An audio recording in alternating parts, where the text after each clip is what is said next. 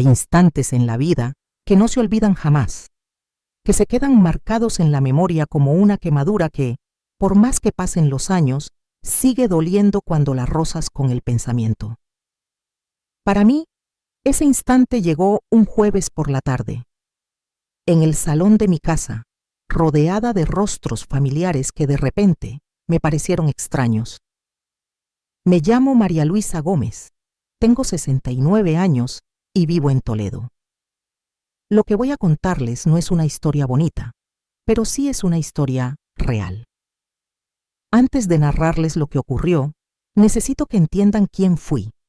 Nací en un barrio humilde, en una época en la que las mujeres crecíamos escuchando que la familia es lo primero. Mi madre me enseñó a coser, a cocinar y a cuidar, pero sobre todo me enseñó a amar sin condiciones. Y eso hice. Amé sin límites. Me casé joven con Julián Rivas, un hombre bueno, trabajador, que soñaba con darles a nuestros hijos una vida mejor que la que él tuvo. Durante casi 4 décadas compartimos una vida sencilla pero llena de afecto. Teníamos una casa pequeña con un huerto de naranjos y 3 hijos que fueron el centro de nuestro mundo. Nuestro primogénito, Esteban, nació cuando yo tenía 24 años.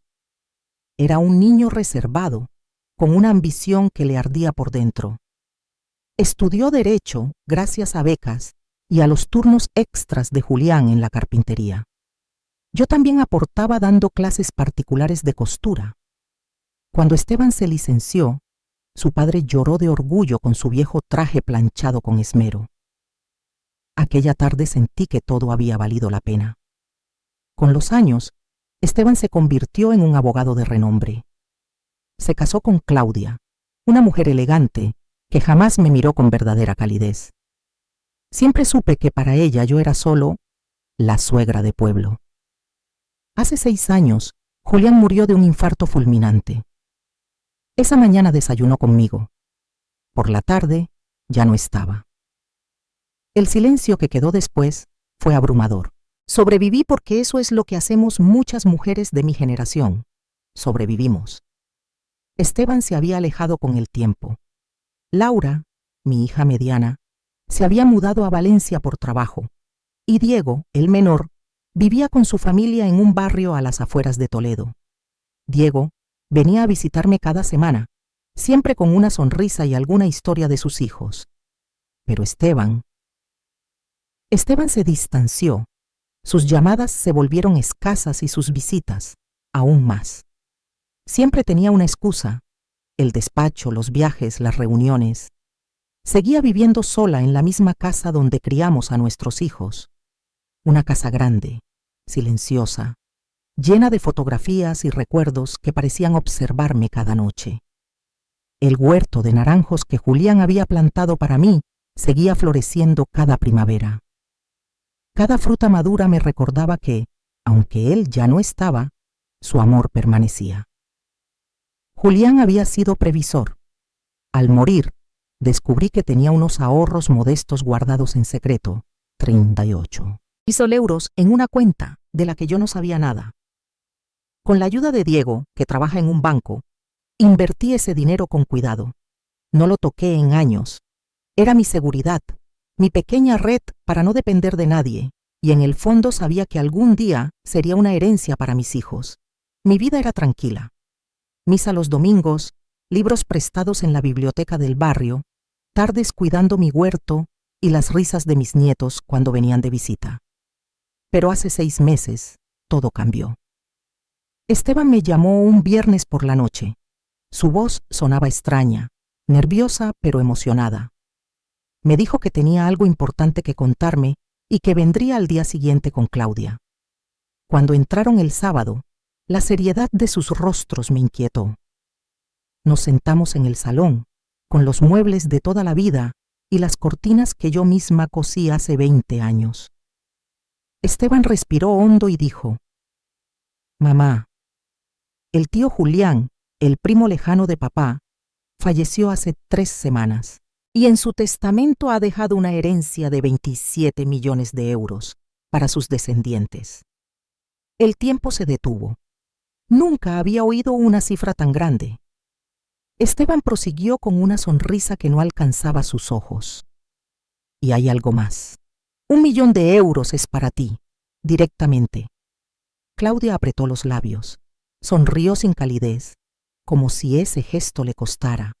No hizo falta decir nada más. Comprendí que esa herencia no traería solo dinero.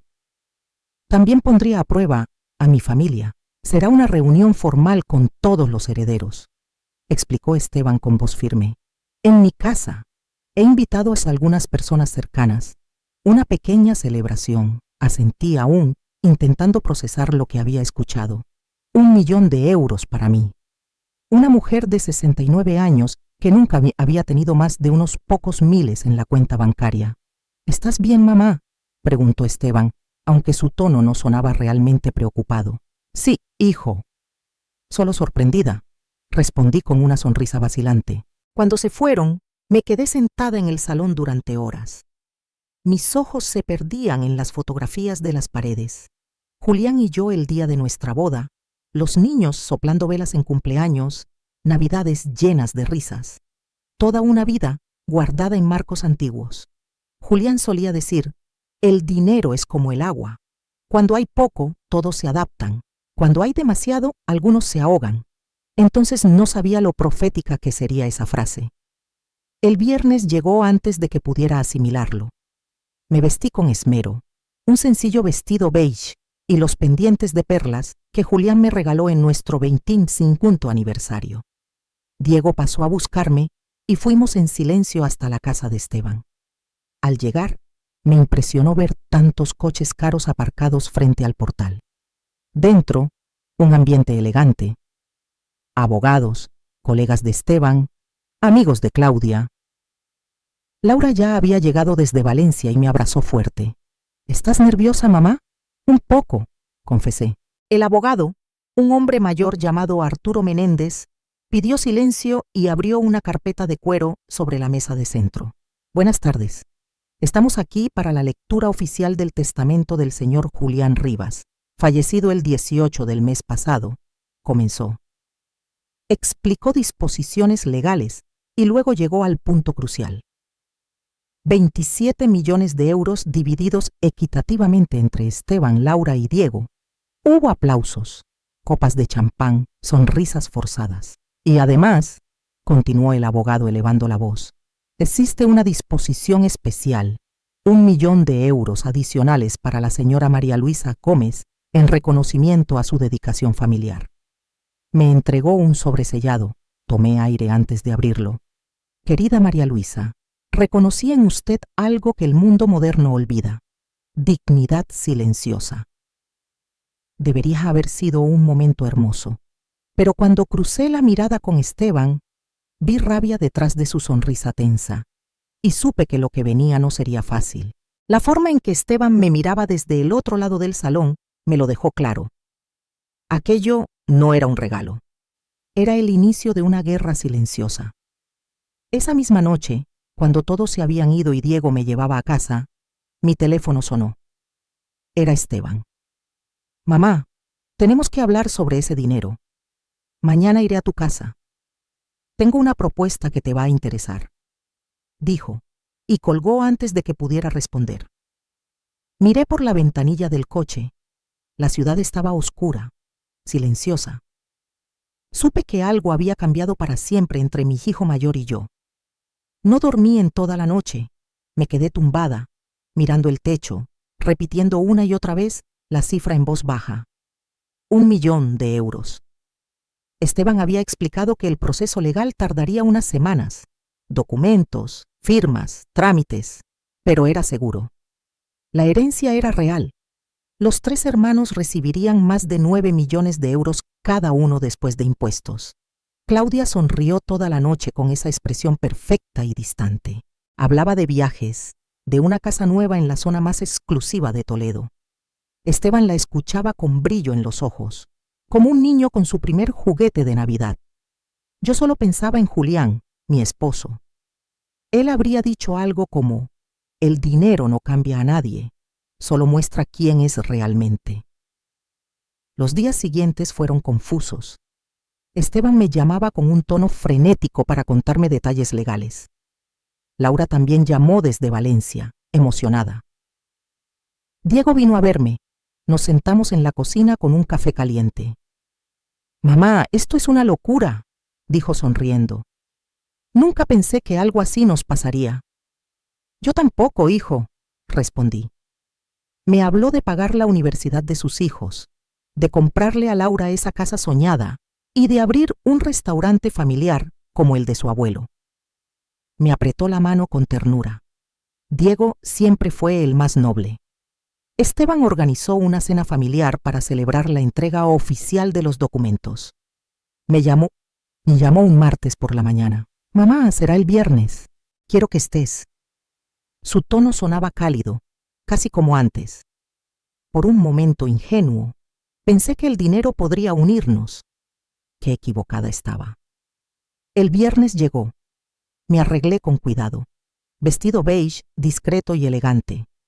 Me puse los pendientes de perlas que Julián me regaló en nuestro aniversario.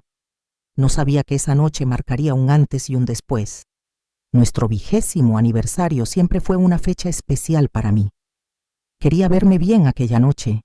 Quería que Esteban se sintiera orgulloso de su madre. Diego pasó a recogerme a las 5 de la tarde.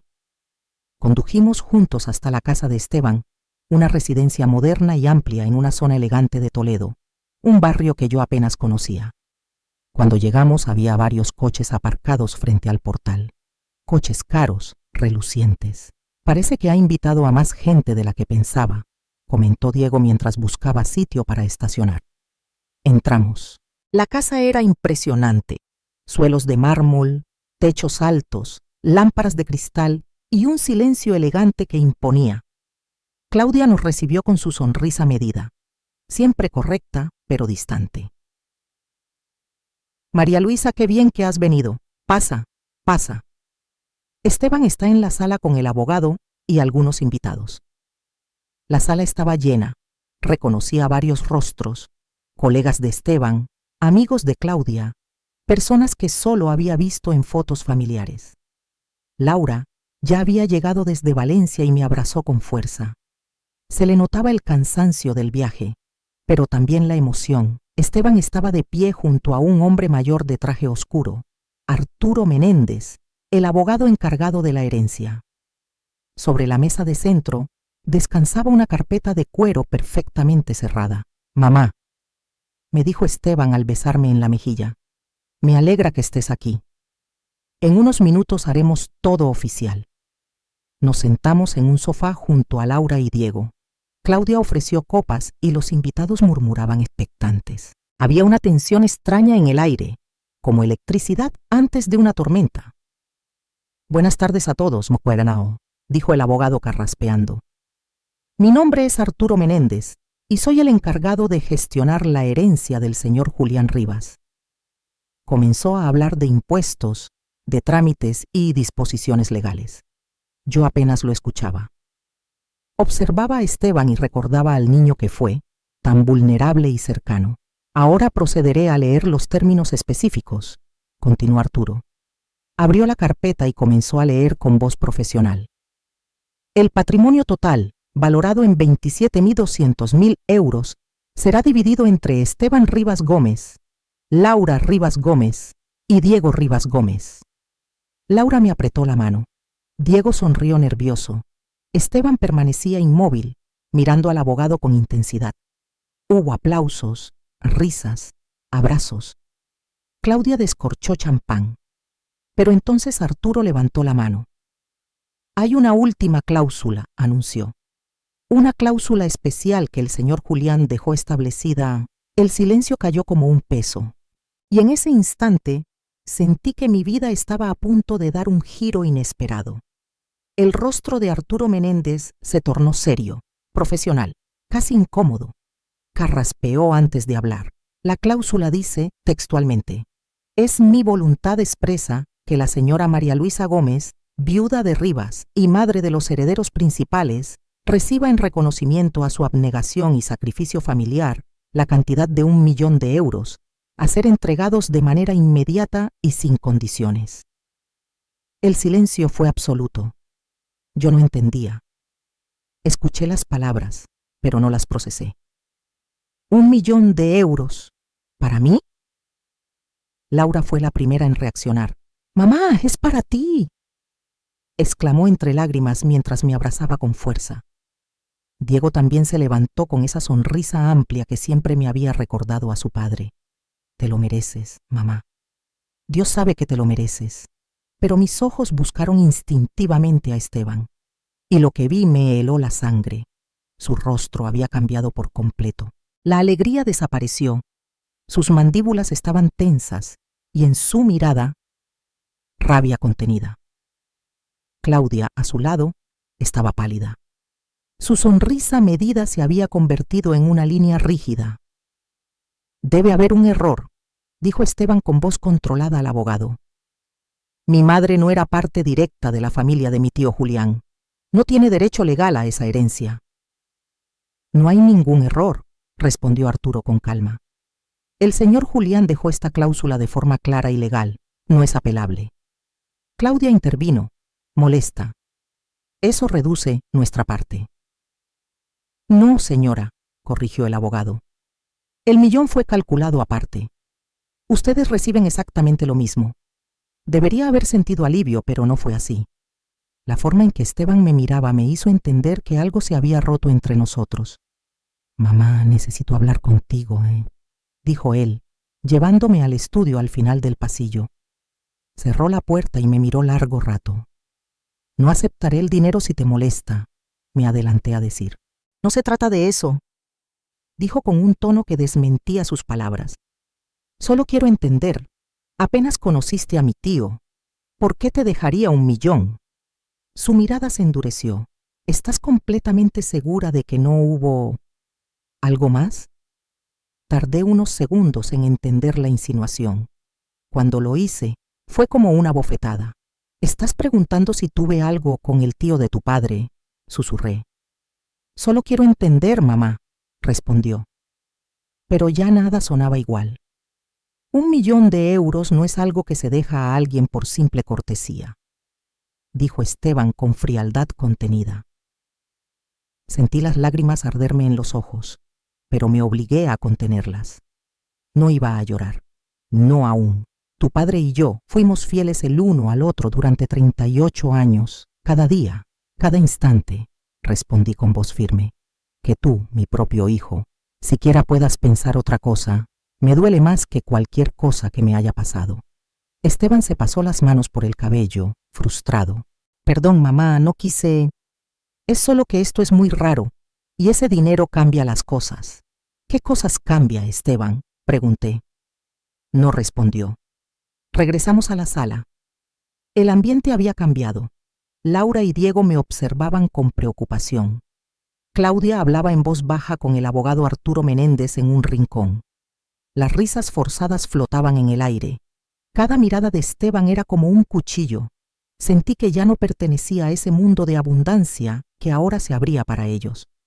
Cuando Diego me llevó a casa, guardamos silencio un largo rato. «No le hagas caso, mamá. El dinero hace cosas raras», dijo finalmente. «Lo sé, hijo. Lo sé», respondí. Pero en mi interior sabía que había algo más hondo. El dinero solo había destapado una herida que llevaba tiempo gestándose.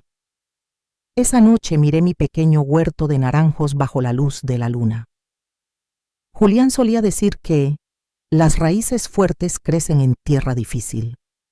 No imaginaba que el verdadero dolor apenas comenzaba. 3 días después, Esteban apareció en mi puerta con un maletín de cuero. Era lunes por la mañana. «Buenos días, mamá», dijo con una sonrisa que no llegaba a sus ojos. «Buenos días, hijo. ¿Quieres café?» Preparé café en la vieja cafetera que Julián me compró hace 20 años. El aroma llenó la cocina con recuerdos. Esteban esperó a que me sentara. «Mamá, vine a hablar sobre el dinero», dijo abriendo el maletín. «No se trata de rechazarlo, sino de usarlo con inteligencia». Extendió varios documentos sobre la mesa. «Esto es un plan de administración fiduciaria. Tú me darías poder legal para manejar el dinero y yo lo invertiría en tu nombre. Te garantizaría una renta mensual». explicó con una seguridad que me heló por dentro. Una renta mensual de 3.000 euros para que vivas tranquila. El resto crecerá con el tiempo. Es lo más inteligente, dijo Esteban con un tono calculado. Miré los papeles sin entender completamente. ¿Quieres que te entregue el dinero?, pregunté. No es entregármelo, mamá. Es administración profesional, respondió con seguridad. Soy abogado. Tengo contactos con los mejores asesores financieros de España. Puedo convertir ese millón en 2, en 3. Pero necesito tener control legal para moverlo rápido cuando surjan oportunidades. Sentí un nudo en el estómago. Hijo, agradezco tu preocupación, pero prefiero mantener las cosas simples. Podría dejar el dinero en una cuenta de ahorro segura. Esteban soltó una risa seca. Mamá, con la inflación actual, eso es tirar el dinero. Entonces buscaré un asesor financiero independiente, dije. ¿Y cómo sabrás que es confiable? Su voz subió de tono. Hay miles de estafadores esperando a personas como tú. Al menos conmigo sabes que soy tu hijo. Jamás te haría daño. La forma en que dijo eso me hizo dudar. Necesito pensarlo, Esteban. Es una decisión importante. Su rostro se endureció. No hay mucho que pensar.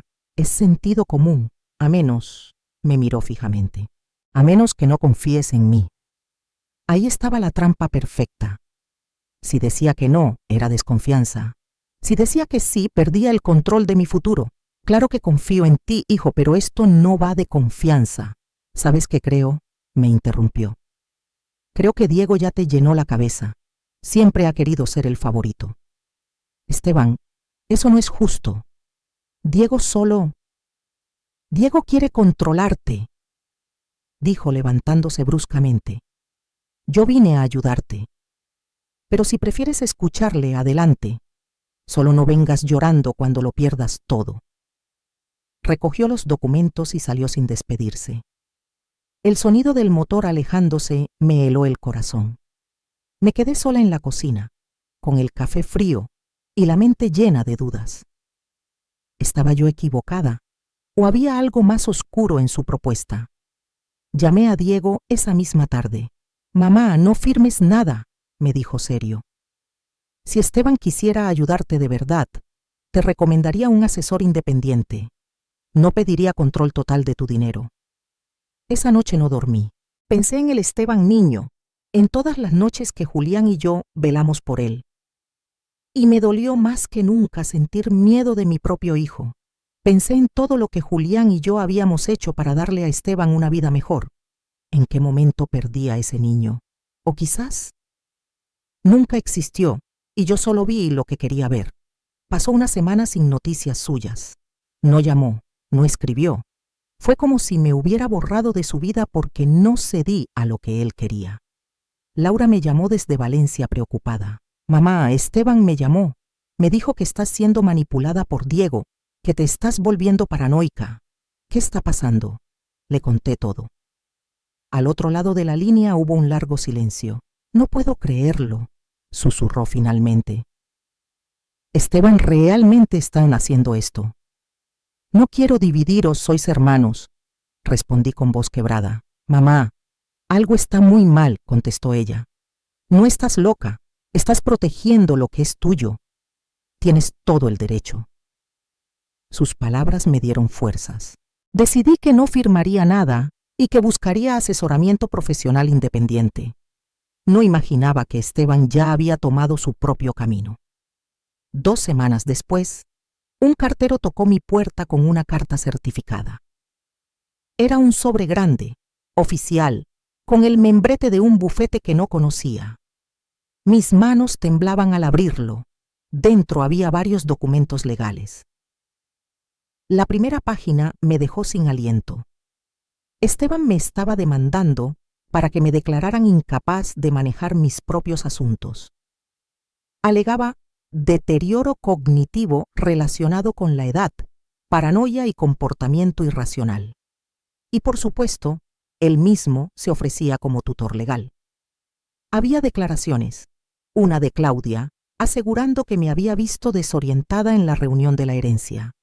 una supuesta vecina afirmando que hablaba sola en el jardín, y una nota médica de un doctor que nunca vi, sugiriendo que, a mi edad, era normal perder memoria y juicio. Todo era mentira. Pero estaba ahí, en papeles con sellos oficiales. El sobre cayó de mis manos. Por primera vez desde que Julián murió, lloré sin control. Un llanto hondo que venía desde un lugar que ni yo sabía que existía. ¿Cómo había llegado hasta aquí? ¿Cómo podía mi propio hijo hacerme esto? El teléfono sonó. Era Diego. «Mamá, ¿estás bien? Llevo toda la mañana llamándote». No pude responder. Solo lloré más fuerte. «Voy para allá», dijo. «No te muevas». Llegó 20 minutos después, y en ese instante supe que mi vida nunca volvería a ser igual. Cuando le mostré los documentos a Diego, su rostro cambió de inmediato. Era una expresión que nunca le había visto. Furia pura. «Esto es ilegal. Esto es un abuso. Voy a hablar con Esteban ahora mismo». «No, hijo, por favor», supliqué. «No quiero más peleas». «¿No quieres peleas?». Su voz se quebró. «Mamá, él está intentando robarte, quitarte tu dignidad, tu libertad. No podemos quedarnos callados». «Pero es tu hermano». «Un hermano no hace esto. Esto lo hace un enemigo», respondió con rabia contenida. Diego se quedó conmigo el resto del día. Llamó a Laura y le explicó todo.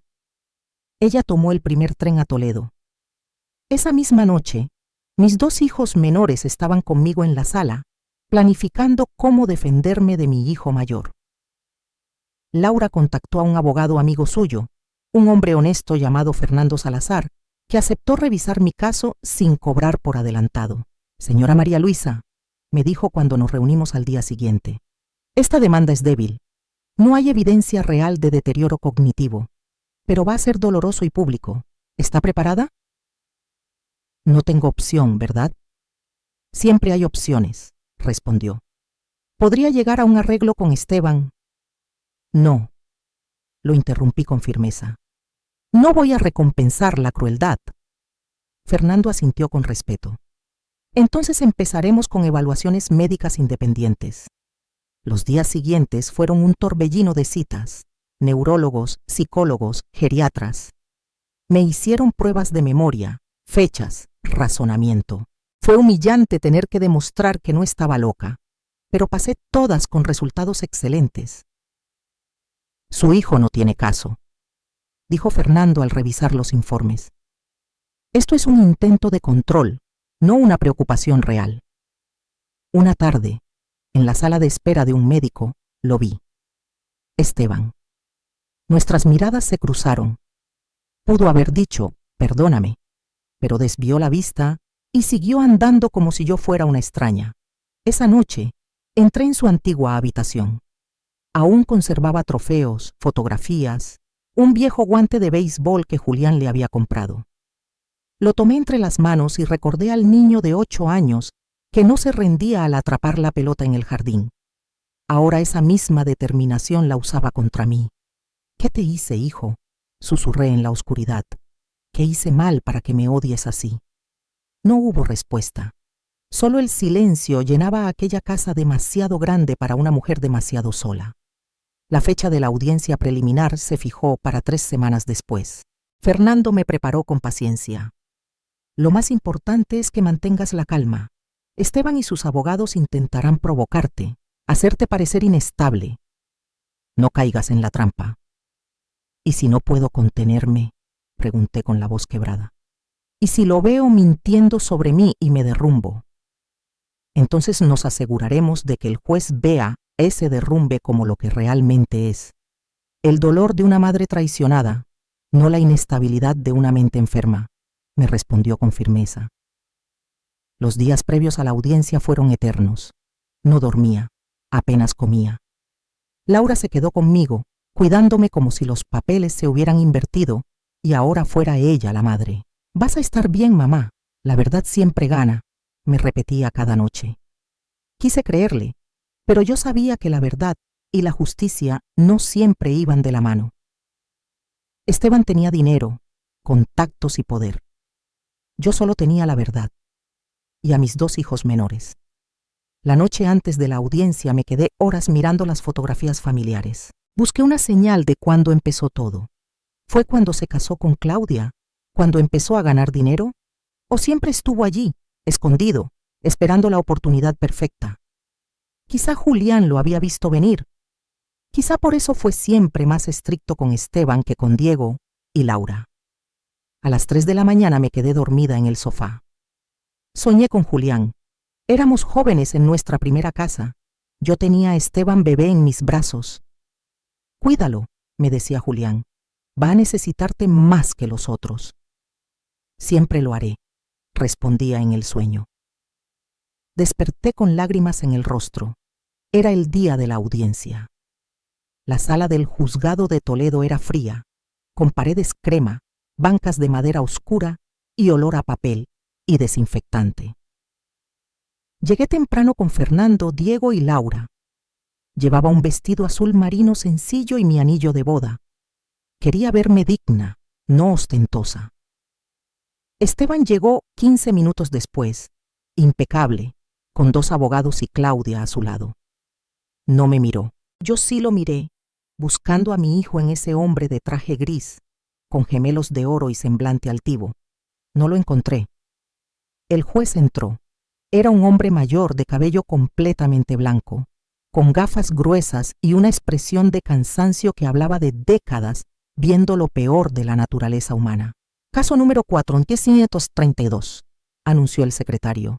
Esteban Rivas Gómez contra María Luisa Gómez. Solicitud de interdicción por presunta incapacidad mental. Las palabras resonaron en la sala como un golpe seco. Incapacidad mental. Mi propio hijo me estaba llamando loca, pública y legalmente. El abogado de Esteban, un hombre delgado de voz nasal, comenzó a exponer su caso. Habló de mi edad, de los riesgos naturales del deterioro cognitivo, de la preocupación genuina de Esteban por mi bienestar. Mencionó estadísticas, estudios, casos similares. Luego llamó a su primer testigo. Claudia. Subió al estrado con esa elegancia calculada que siempre había tenido. Juró decir la verdad y se sentó erguida, como si estuviera en un escenario. Señora Gómez, dijo el abogado, ¿puede describir el comportamiento de su suegra durante la reunión del pasado viernes? Estaba confundida, respondió ella con voz suave, casi compasiva. No entendía lo que pasaba. Tuvimos que explicarle varias veces la herencia. Mentira. Había entendido todo perfectamente. ¿Ha notado otros signos de deterioro? Sí. Repite historias, olvida nombres. Mi esposo me dijo que a veces lo llama como a su padre fallecido. Otra mentira. Jamás confundía a Esteban con Julián. Fernando se levantó para el contrainterrogatorio. ¿Es cierto que usted tiene un conflicto de interés en este caso? Si su marido obtiene el control del dinero, ¿no se beneficiaría usted directamente? Mi interés es solo el bienestar de mi suegra, respondió Claudia con frialdad. El dinero es irrelevante. ¿Irrelevante? ¿No es cierto que están en proceso de comprar una propiedad de 5 millones de euros y necesitan liquidez adicional? El abogado de Esteban se levantó de inmediato. Objeción. Irrelevante. El juez pensó un instante. Admitida. Señor Salazar, continúe con cautela. Claudia bajó del estrado satisfecha. Había plantado sus mentiras y salido ilesa. Luego declaró la vecina, la señora Marta, diciendo que me había visto hablando sola en el jardín. Fernando demostró que Esteban le había dado 2.000 euros como ayuda 2 semanas antes de la demanda. La coincidencia era obvia, pero el daño ya estaba hecho. Finalmente el doctor Ramírez, a quien nunca había visto en mi vida, explicó que, basándose en mi edad y testimonios de terceros, consideraba prudente una evaluación más profunda de mi capacidad. La estrategia de mi hijo estaba clara. Y era despiadada. Ramírez, preguntó Fernando durante el contrainterrogatorio, ¿en algún momento examinó personalmente a la señora María Luisa Gómez? No. Entonces su opinión se basa enteramente en lo que otros le contaron, ¿correcto? Sí, pero las evaluaciones a distancia son una práctica. ¿Sí o no, doctor? ¿La examinó personalmente? No. Gracias. No hay más preguntas. Tras un breve receso, fue nuestro turno. Fernando llamó primero al neurólogo que me había examinado la semana anterior, el doctor Méndez, un profesional con más de 30 años de experiencia. Doctor, ¿cuál fue su diagnóstico tras evaluar a mi clienta? La señora Gómez presenta una función cognitiva excelente para su edad. Las pruebas de memoria, razonamiento lógico y toma de decisiones están dentro o por encima de lo normal. No encontré ninguna evidencia de deterioro mental significativo. ¿Algún signo de paranoia o comportamiento irracional? Ninguno. Sus preocupaciones son completamente racionales dadas las circunstancias. El abogado de Esteban intentó desacreditarlo, insinuando que había sido contratado por nosotros, pero el neurólogo se mantuvo firme. Después declaró Diego. Habló de mí con tanto amor que tuve que contener las lágrimas. Mi madre es la persona más lúcida que conozco. Cuidó de mi padre durante su enfermedad. Administró la casa y las finanzas sin ayuda. Esta demanda no es sobre su capacidad mental, es sobre dinero, y eso es lo más triste de todo. Cuando Laura subió al estrado, su voz tembló, pero no se quebró. He hablado con mi madre 3 veces por semana durante años.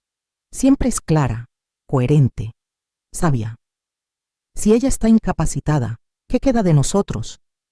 Finalmente, me llamaron a mí. Subí al estrado con las piernas temblorosas. Juré decir la verdad mirando a Esteban, que fingía leer sus papeles. Mi hijo quiere mi dinero, dije con voz firme. Está dispuesto a destruir mi reputación para conseguirlo. No estoy loca, estoy herida. Porque el niño que crié prefiere verme como una carga que como su madre. El abogado de Esteban se levantó. ¿No es cierto que rechazó la ayuda profesional de su hijo? Me negué a entregarle el control total de mi dinero. Eso es distinto. ¿Y no le parece irracional rechazar la ayuda de un abogado exitoso, su propio hijo? No es irracional proteger lo que es mío, respondí. Irracional es creer que quitarme mi autonomía es un acto de amor. La sala quedó en silencio. La verdad es que si Esteban realmente se preocupara por mí, no estaríamos aquí. Estaría en mi casa, tomando café en mi cocina, hablando conmigo como madre e hijo, no arrastrándome a un juzgado para declararme incompetente, dije con voz firme.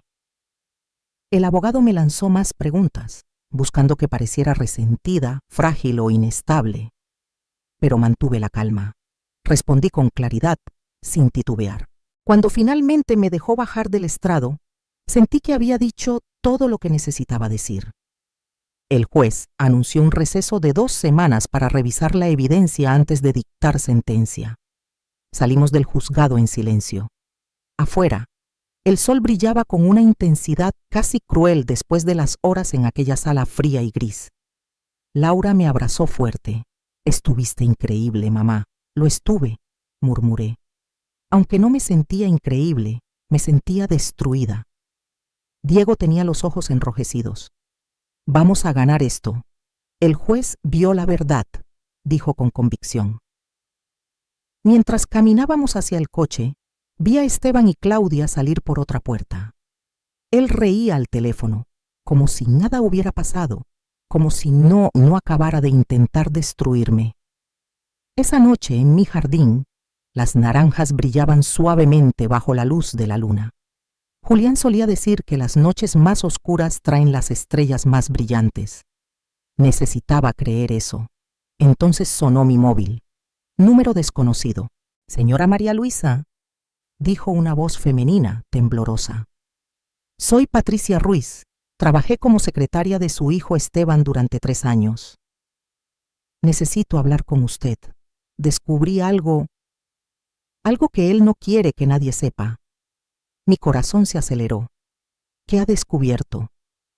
No por teléfono. Mañana, en la cafetería del centro. Es importante. Tiene que ver con la herencia y con su esposo fallecido. A la mañana siguiente, llegué a la cafetería. Patricia, una mujer de unos 35 años con el cabello recogido, me esperaba al fondo. Tenía las manos temblorosas. Gracias por venir, susurró. Antes de despedirme, hice copias de documentos de su hijo. Sacó un sobre manila. El primer documento era una correspondencia entre Esteban y el tío Julián, fechada hacía 2 años. 2 años, un año antes de que el tío muriera. Leí con incredulidad la carta. En ella, Esteban le proponía a Julián, su tío, un acuerdo beneficioso para ambos. Si lo nombraba heredero principal de su fortuna, él se encargaría de administrar sabiamente el dinero. Pero lo que me heló la sangre fue la siguiente línea. Mi madre, aunque bien intencionada, carece de la capacidad para manejar asuntos financieros complejos. Sería prudente que cualquier provisión para ella fuera administrada por alguien más capaz. Esteban llevaba planeando esto 2 años antes de que existiera la herencia. Hay más, dijo Patricia mostrando otro documento. Era la póliza de seguro de vida de Julián Rivas, mi difunto esposo. Yo recordaba claramente esa póliza. Había sido emitida 3 meses antes de su muerte. Mire quién la tramitó, dijo ella señalando la parte inferior. Era un socio de negocios de Esteban.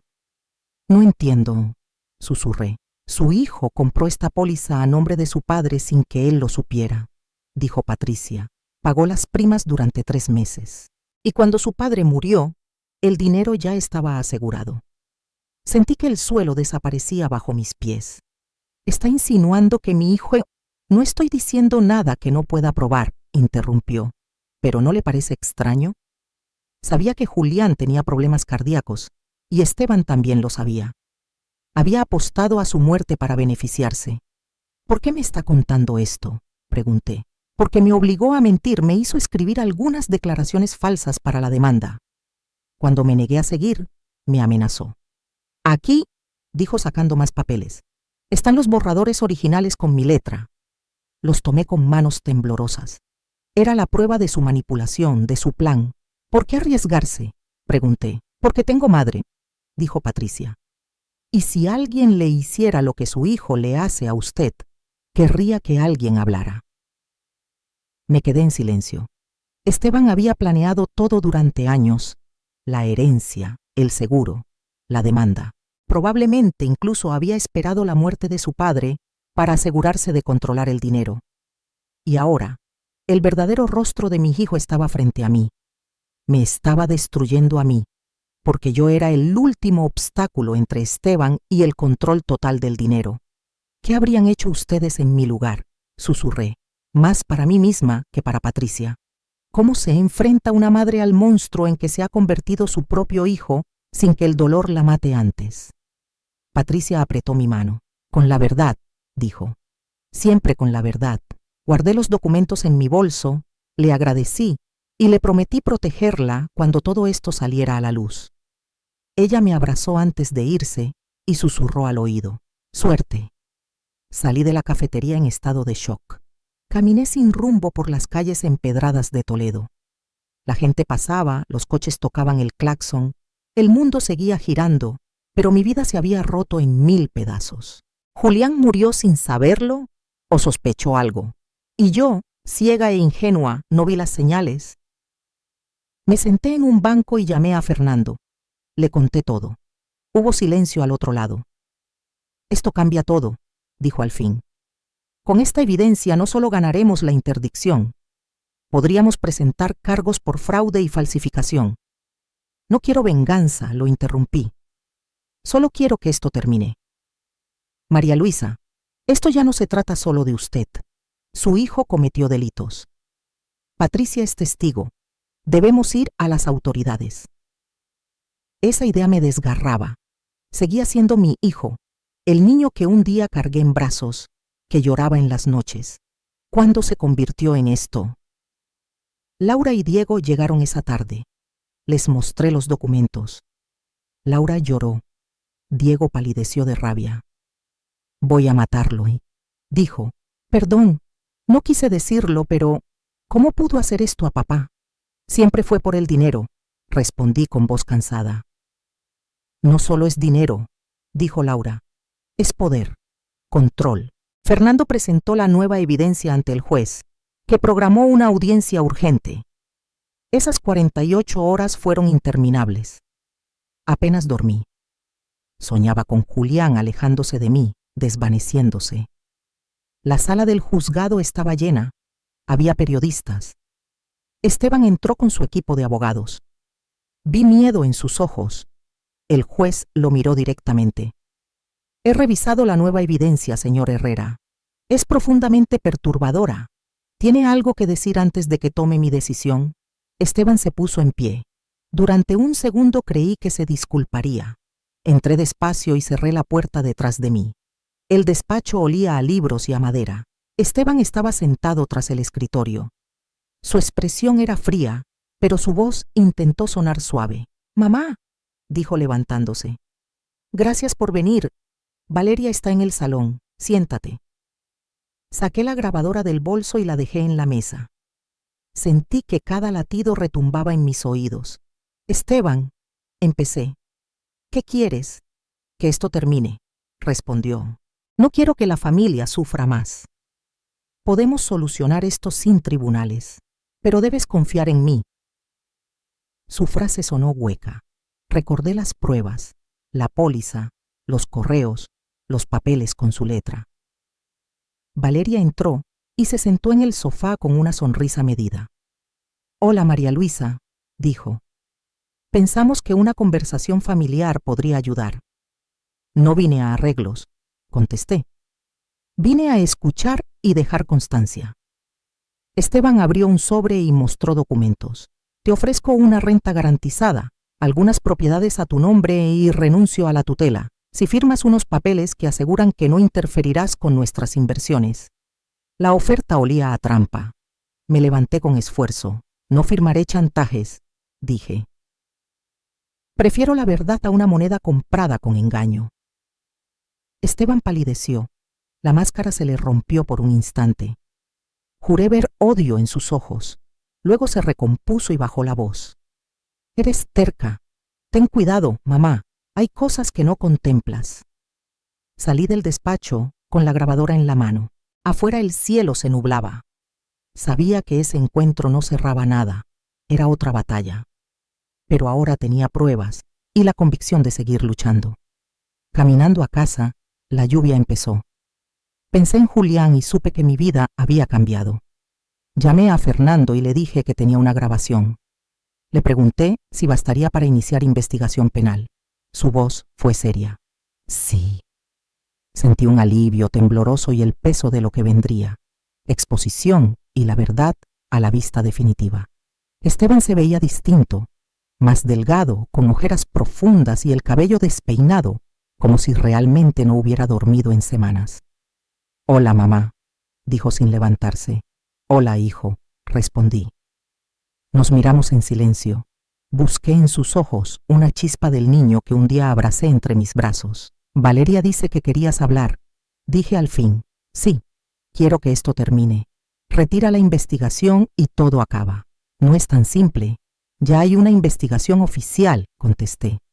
«Podrías decir la verdad». Se rió sin humor. «¿La verdad?» «Que me partí el alma para salir de la miseria y que ahora tú me bloqueas. Eso no es justo». «Yo no te bloqueo nada, Pepe», repliqué. «Me rechazaste cuando quise ayudarte, cuando intenté administrar tu dinero», dijo elevando la voz. «Me hiciste quedar como un monstruo. No quería tu protección, Esteban. Quería mi libertad, mi dignidad». Él apretó las manos sobre el escritorio. «¿Sabes cuántas veces fui al colegio con zapatos rotos? ¿Cuántas veces me sentí humillado? Juré que jamás volvería a pasar hambre. Y ahora, cuando puedo tenerlo todo, apareces tú con tu millón y tus escrúpulos». En ese instante entendí que no era el dinero lo que lo había cambiado. Era el resentimiento acumulado durante años. «Si te fallamos, si no te dimos lo que necesitabas, lo siento. Hicimos lo mejor que pudimos. Te amamos», dije con voz rota. «El amor no compra respeto», contestó. «El amor no da poder, pero da paz. Y tú no tienes paz», le dije. Por un segundo vi al niño asustado de antaño, pero Valeria entró. ¿Ya terminaron?, preguntó con dulzura fingida. La grieta desapareció. Sí, dijo Esteban. Terminamos. En la puerta me detuve. Tu padre te amó, Esteban. Si viera en qué te has convertido, se le rompería el corazón. Está muerto, mamá. Los muertos no opinan. Salí bajo la lluvia. Sabía que había perdido a mi hijo, pero al llegar a casa y ver a Laura y Diego esperándome, comprendí que aún tenía 2 razones para seguir adelante. Esa noche, escuchando la grabación, capté un susurro apenas audible. Perdóname, mamá. 3 palabras que se convirtieron en mi ancla durante las semanas siguientes. La investigación avanzaba. Patricia testificó. Otros empleados hablaron. Fernando me llamó un martes. La fiscalía va a presentar cargos formales. Podría enfrentar hasta 5 años de prisión. Mi corazón se encogió. 5 años. Aún así, escribí una carta a mano. Hijo mío, el dinero no llenará el vacío que sientes. Todavía puedes elegir quién quieres ser. La puerta de mi casa siempre estará abierta, pero debes atravesarla como el hombre que realmente eres, no como la máscara que has aprendido a usar. La firmé con amor, porque aunque duela, una madre nunca deja de amar. Envié la carta por correo certificado a la oficina de Esteban. No esperaba respuesta. Solo necesitaba que supiera que, a pesar de todo, todavía había un camino de regreso si algún día decidía tomarlo. Pasaron 3 semanas sin noticias. Una mañana, Fernando me llamó con urgencia. María Luisa, necesito que vengas a mi oficina ahora. Ha pasado algo. Llegué en 30 minutos. Él estaba sentado tras su escritorio con varios documentos frente a sí y una expresión grave. Siéntate, dijo. Esto va a ser revelador. El corazón me latía con fuerza. La investigación descubrió algo que cambia todo. Algo que tu hijo ocultó deliberadamente cuando actuó como albacea del testamento de Julián, explicó. Me entregó una carpeta gruesa. Estos son documentos que Patricia encontró en sus archivos. Son las instrucciones completas que el tío Julián dejó anexas al testamento, añadió. Abrí la carpeta. El primer documento era una carta manuscrita. Queridos sobrinos, les dejo esta fortuna no como un fin, sino como un medio. Durante mi vida trabajé arduamente y acumulé riqueza, pero comprendí que el dinero sin propósito no es nada. Por eso establezco las siguientes condiciones. Los 32 millones debían usarse así. 20 millones destinados a crear la Fundación Educativa Julián Rivas, que otorgaría becas a estudiantes de familias de bajos ingresos. 12 millones restantes divididos entre Esteban, Laura y Diego, pero con la condición de trabajar juntos durante 5 años en la administración de la fundación. Si alguno se negaba, perdería su parte. El millón adicional para mí era incondicional. Las lágrimas me nublaron la vista. Esteban sabía esto, susurré. Sí, confirmó Fernando. Tenía la obligación legal de compartir estos documentos, pero los ocultó deliberadamente. Si los presentaba, no recibiría 10 millones para él solo, sino 4 millones y 5 años de trabajo. Justo el tipo de vida que había querido dejar atrás. Fernando me mostró más. Correos electrónicos entre Esteban y su tío de 2 años atrás, donde le pedía ser nombrado albacea. Había planeado todo con estrategia y paciencia. ¿El tío Julián sospechaba algo?, pregunté. Mira esta última carta, respondió Fernando, pasándome un sobre amarillento. La había escrito una semana antes de morir, con instrucciones precisas. Solo debía abrirse si surgían problemas con la ejecución del testamento. Abrí el sobre con las manos temblorosas. La letra de Julián era frágil pero clara. Si están leyendo esto, es porque algo salió mal. Sospecho que Esteban, a quien nombré albacea por su experiencia legal, podría intentar manipular mis instrucciones. Es un joven ambicioso, y la ambición sin valores es peligrosa. Dejé copias de todo con mi abogado y el notario. Mi verdadera voluntad es que esta herencia cree carácter, no codicia. Que se honre la memoria de Julián Rivas y de María Luisa, que amó sin condiciones. Me cubrí la cara con las manos. Julián lo había visto, lo que yo me había negado a ver. Esto es fraude testamentario, Neque, dijo Fernando suavemente. Un delito grave. Tu hijo no solo ocultó información, abusó de su posición de confianza. Podría enfrentar hasta 10 años de prisión. ¿Y la herencia?, pregunté. Se ejecutará conforme a la voluntad real. 20 millones irán a la fundación educativa. Los 12 restantes se dividirán entre Esteban, Laura y Diego, pero solo si colaboran con la fundación. Si Esteban se niega o es condenado, su parte pasará a sus hermanos. Tu millón es incondicional. Me quedé en silencio. Mi hijo lo sabía desde el principio. La herencia implicaba responsabilidad y servicio, no poder. Había intentado robar no solo dinero, sino el legado entero de su tío. Hay más, continuó Fernando. Ya gastó casi 2 millones de su parte. Propiedades, inversiones arriesgadas, lujos. Llamé a Laura y Diego.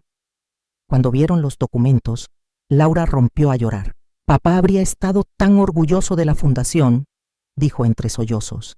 Diego apretó los puños, pálido de rabia. ¿Cómo pudiste, Esteban? ¿Cómo pudiste traicionar no solo a mamá, sino a papá? La audiencia será la próxima semana, explicó Fernando. El juez revisará todo y el fiscal ofrecerá un acuerdo o irá a juicio. Esa noche abrí mi diario. No lo hacía desde la muerte de Julián. Las palabras salieron lentas, pesadas, pero verdaderas. Necesitaba poner en palabras el dolor que me atravesaba. Julián, mi amor. Nuestro hijo se perdió, y no sé si fue nuestra culpa por no ver las señales, o si simplemente estaba destinado a ser así. Pero tu hermano Julián vio lo que nosotros no supimos ver y dejó un camino de redención, una oportunidad de hacer el bien. Solo espero que Esteban tenga el valor de tomarla antes de que sea demasiado tarde. La semana previa a la audiencia fue una tortura. Esteban no respondió ninguna de mis llamadas. Claudia me llamó una sola vez, con voz fría. Estoy considerando el divorcio. No me casé con un criminal, dijo antes de colgar. El día de la audiencia la sala estaba llena. Periodistas, curiosos, gente que había seguido el caso. El titular, abogado exitoso de fraude herencia familiar, estaba en todos los periódicos locales. Esteban entró con su equipo legal. Se veía destruido, había adelgazado, su traje le quedaba grande, y en sus ojos ya no había rabia ni soberbia, solo vergüenza y dolor. El juez revisó los documentos en silencio. Luego lo miró directamente. Señor Rivas, como albacea del testamento, usted tenía una responsabilidad fiduciaria con los herederos y con la memoria de su tío.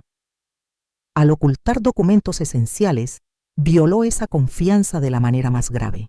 Esteban se puso de pie. Su señoría, no tengo excusas. Dejé que mi ambición me convirtiera en alguien que no reconozco. Acepto todas las consecuencias. ¿Confiesa formalmente?, preguntó el fiscal. Sí, a todo, respondió con voz quebrada. El juez asintió. Acepto el acuerdo. 3 años de prisión, 5 de libertad condicional, restitución completa de los fondos, suspensión permanente de su licencia de abogado y participación obligatoria en la Fundación Educativa Julián Rivas tras cumplir condena. Esteban caminó hacia mí. Se arrodilló. Perdóname, mamá, susurró entre lágrimas. Destruí la oportunidad de honrar a papá. Puse mi mano sobre su cabeza como cuando era niño. No se trata de que yo te perdone, hijo. Se trata de que aprendas a perdonarte y honrar su memoria con humildad. Los oficiales se lo llevaron. Laura y Diego me abrazaron. Lloramos juntos, no solo por el hijo por el hijo perdido, sino por la esperanza de que esta historia no terminara en la oscuridad, sino en un camino de redención. La generosidad puede transformar el resentimiento en servicio. Mientras salíamos de aquella corte hacia la luz de Toledo, Supe que aunque el camino sería largo y doloroso, aún quedaba esperanza para mi hijo, porque el amor verdadero no consiste en rendirse, sino en creer en la posibilidad de transformación, incluso cuando todo parece perdido. 1 año y medio ha pasado desde aquel día en la oficina del fiscal. 1 año y medio de silencio, reflexión y reconstrucción. No fue fácil. La sanación nunca lo es. Pero las heridas profundas suelen traer las lecciones más grandes. Esteban cumplió 8 meses de su sentencia antes de ser transferido a un programa de trabajo comunitario. Lo visité 2 veces. No hablamos mucho, nos tomábamos de las manos y bastaba. La Fundación Educativa Julián Rivas se estableció 6 meses después de resuelto el caso. Laura, Diego y yo trabajamos juntos en su creación. La idea era otorgar becas a estudiantes de familias humildes que demostraran no solo excelencia académica, sino carácter y compromiso comunitario. Laura dejó su trabajo para dirigir la fundación. Diego manejaba las finanzas con la prudencia de su padre. Y yo, con 69 años, me convertí en la voz pública de la institución. Descubrí que no hacían falta títulos, solo verdad y experiencia. En una charla conocí a Elena, de 67 años, que llevaba 3 años distanciada de su hija. Tras oír mi historia, me abrazó entre lágrimas. «Aún no es tarde», dijo. Esteban salió tras cumplir 1 año completo. Rechazó la liberación anticipada. «Necesito pagar lo que debo», me explicó. Volvió distinto, más humilde, sin la coraza de orgullo. Claudia había pedido el divorcio y él no lo discutió. Empezó a trabajar en la fundación, limpiando y archivando, sin privilegios. Pero un día, hablando con Miguel, un niño becado de 10 años, algo en él cambió. «Voy a ser abogado como tú», dijo el pequeño. Y Esteban se vio reflejado. Desde entonces se convirtió en mentor, enseñando no con discursos, sino con ejemplo. Hace 3 meses, en el aniversario de la fundación, dio su primer discurso público desde su liberación. Habló de errores, de codicia y de segundas oportunidades. Mientras lo escuchaba, supe que la redención de un hijo no siempre es inmediata, pero es posible. Mi padre era un hombre que trabajaba en una fábrica y mi madre una mujer que cosía para otros. Nunca tuvieron educación formal y durante toda mi juventud los vi como insuficientes. Hoy, después de perderlo todo, entiendo que ellos poseían la única riqueza que importa, la integridad. Pasaré el resto de mi vida tratando de honrar ese legado que desprecié. La audiencia se puso de pie. No fue una ovación por su elocuencia, sino por la fuerza de su honestidad. Esteban no buscaba aplausos, solo verdad.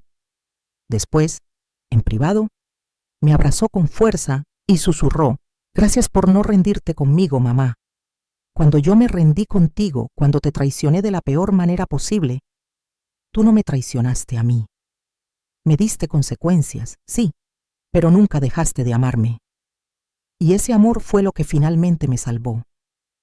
«El amor de una madre no tiene condiciones», le respondí. «Puede dolernos, puede rompernos, pero nunca muere.